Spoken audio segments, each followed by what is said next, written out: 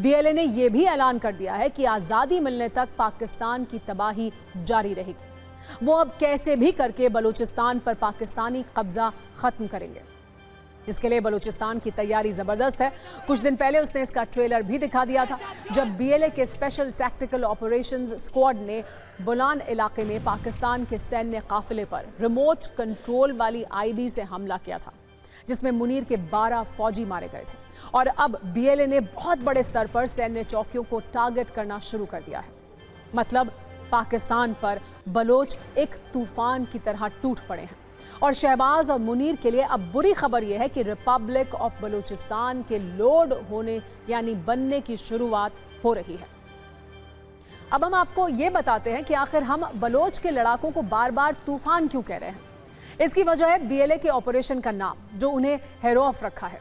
दरअसल हेरोफ एक बलूच भाषा का शब्द है, जिसका मतलब होता है काला तूफान, जिसके तहत बीएलए का संकल्प बलूचिस्तान से पाकिस्तान के कब्जे को उखाड़ फेंकना है। और नाम की तरह बलोच के लड़ाके अपना काम भी कर रहे हैं। इसीलिए पाकिस्तान और उसकी फौज को अब सरेंडर करने की आदत डाल लेनी चाहिए। पहले उसके 93,000 फौजियों ने भारत के सामने सरेंडर किया। अब पाकिस्तान की सत्ता और मुनीर आर्मी ने सीज फायर का झंडा दिखाकर भारत के सामने सरेंडर किया। और अगर ऐसा ही रहा और ऐसे ही हालात रहे तो जल्द पाक सेना बलूचिस्तान के आगे भी सरेंडर करती हुई हमें दिखेगी।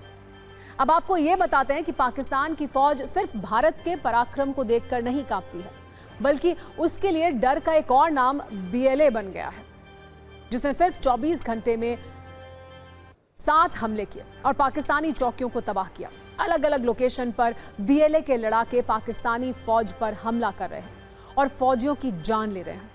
बलूचिस्तान लिबरेशन आर्मी ने 4 ऐसे लोगों को भी मारा है जो पाकिस्तानी खुफिया एजेंसियों के लिए गुप्त एजेंट के तौर पर काम कर रहे थे। इसी में एक नाम है मुल्ला शरीफ, जिसे बीएलए ने आईएसआई का एजेंट बताया है और ग्वादर में मार दिया।